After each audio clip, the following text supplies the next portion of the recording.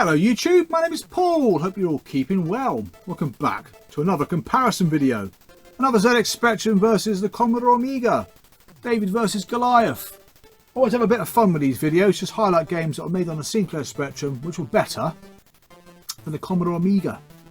And believe it or not, back in sort of the late 80s, early 90s, or very early 90s, probably about 1990, the Spectrum did have a few games that were better than the Amiga. It's quite incredible really, bearing in mind the price point, £8 for a full price Specky game or £25 for a full price Amiga game. And especially in 1989 as a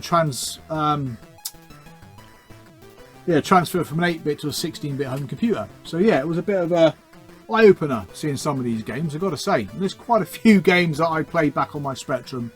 When I looked at it on a 16-bit home computer, I was rather disappointed, I've got to say. Not necessarily graphically, but the way the game's played. Now what I've got for you today is Power Drift. Now this game, in its right mind, should never have been converted, or attempted to be converted, onto the 8 and 16-bit home computers back in the day. It's an incredible game from Sega, wasn't it? Released in 1988, a sprite scaling game of phenomenal proportions. Awesome kind of roller coaster effect going on with the old road tilting and undulating, and wonderful graphics. Awesome atmosphere. How the hell were they going to translate that onto the ZX Spectrum, let alone the Commodore Amiga and Atari ST? Welcome to our exciting circuit. Do your best and good luck. So first, memories of the Spectrum version was the Sinclair user cover tape, which was usually the case when it came to having my first taste of arcade conversions on the Spectrum. I was quite impressed, I've got to say. It looked and played quite well, bearing in mind it was in monochrome. Now a little while later I did go and buy the full price game. Came on those little cute little boxes that had started just coming out around that time. I think Batman the movie came out like that, and Power Drift, probably some of the earliest games to do so. And the Spectrum version, as you would expect, is in monochrome. Sprite details pretty cool. Sound and music, sound was quite, I don't know, sporadic I guess. The music was pretty cool. Got to say, one of those games again, you go into define keys to listen to the entire track. A bit like Wek Le Mans really.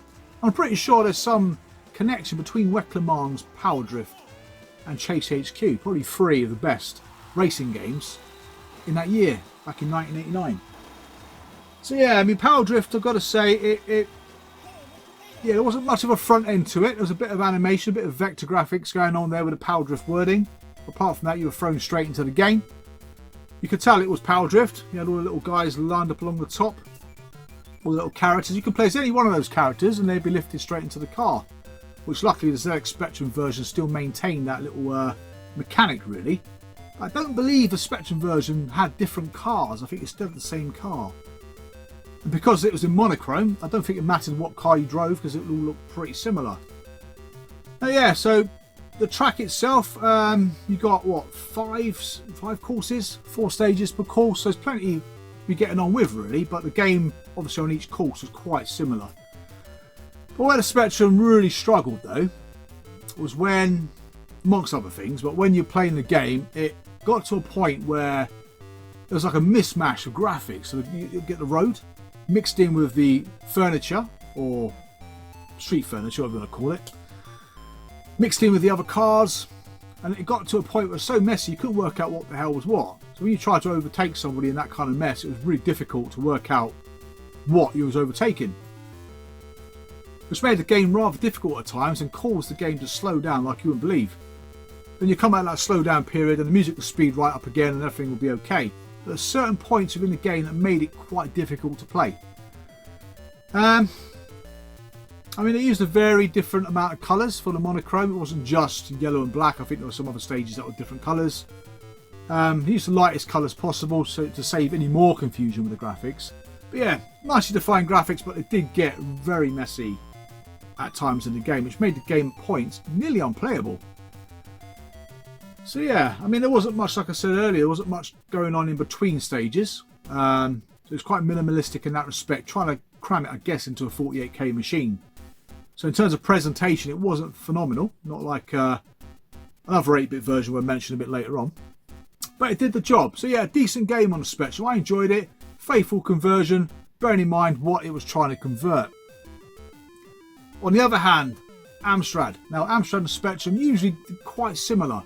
Specky ports generally played poorly on the Amstrad, so it was always nice to see an Amstrad game programmed from the ground up. And I believe it looked like Power Drift was done that way on the Amstrad. Now, graphically, it was prettier because it was colourful, which helped with that horrible phase of the game where you couldn't see what the hell was going on. So the Amstrad had a big plus from that certain perspective. Similar music. I think someone's streaming outside now. Similar music to the Spectrum version, but you just didn't hear the music in the game. And the sound effects were quite similar as well. So yeah, on balance, the Amstrad version I would probably say was better than the Spectrum version, simply because you could see what the hell was going on in some of those more congested parts of the track. But apart from that, they're very similar.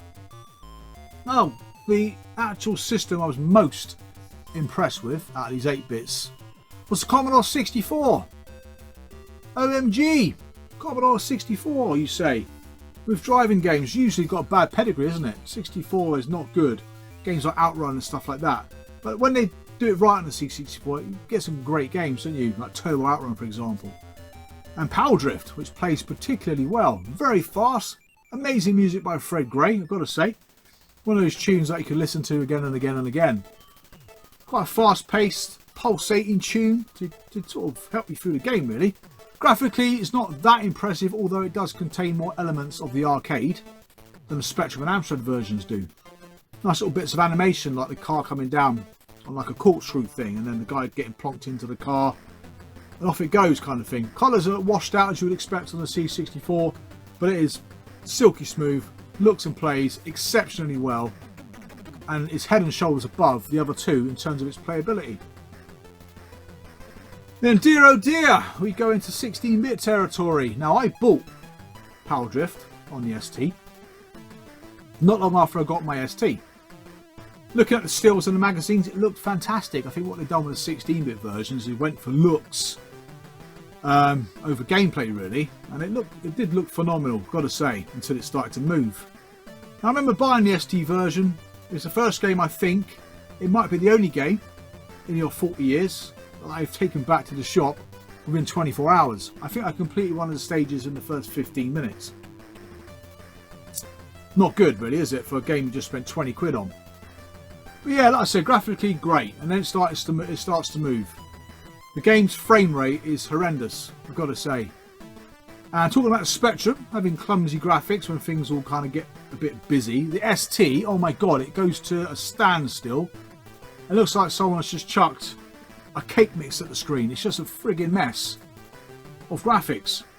It really is. And sometimes, like the bends, you can't work out if the bend's going left or right, because the frame rate is that bad. It's like, but straight. You're like, what the hell just happened there? And sometimes it's just sheer luck you get through a level. Again, sonically, it's got a nice little ditty at the beginning. I don't believe the ST music has music throughout the game. I think it's just sound effects. But yeah, I was disappointed. I've got to say, it wasn't the best experience. But it's highly nostalgic to me. I remember buying it just before I sold my STs. I like to say I took this one back to the shop. Got another version for it like about a year later for a £5 from Special Reserve. But it's a very nostalgic game, but yeah, it's horrendous to play. Commodore Amiga, on the other hand, not a lot different. I've got to say, I think the Amiga version is smoother. It has got music throughout the game, including the sound effects, so that's a good plus there for the Amiga. But yeah, but in terms of gameplay, it does feel a little bit smoother, but still has the same problem with the ghastly bends. You just don't know what the hell's going on. It just turns into a right bloody mess, I've got to say. Which is a shame, because that's £5 more expensive than the ST version. So that was disappointing, I've got to say. So yeah, there you have it. There you have it. So ranking wise, C64 number 1. Excellent conversion. Next to a closely contested, but I will go for Amstrad, because it does kind of alleviate that heartache when the graphics get a bit too busy on the screen. Spectrum third, Amiga 4th, ST 5th, unfortunately. It's a shame, but yeah, it's a game I enjoyed back in the day, but it was a very frustrating game at the same time. Highly nostalgic today. But yeah, there you go. So if you're going to play a decent version of Power Drift on the old traditional home computers here in the UK at the time, play the Commodore 64 version. I would highly recommend it. So thank you very much for watching the video. Thank you very much for subscribing. I'll see you guys again real soon. Take care and bye for now.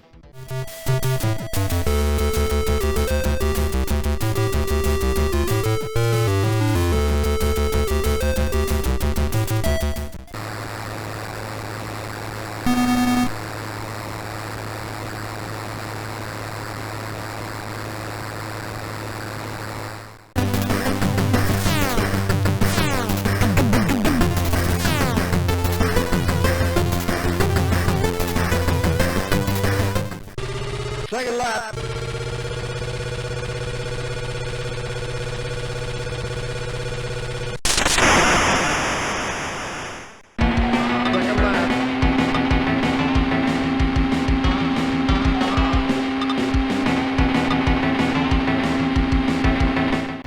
Second lap.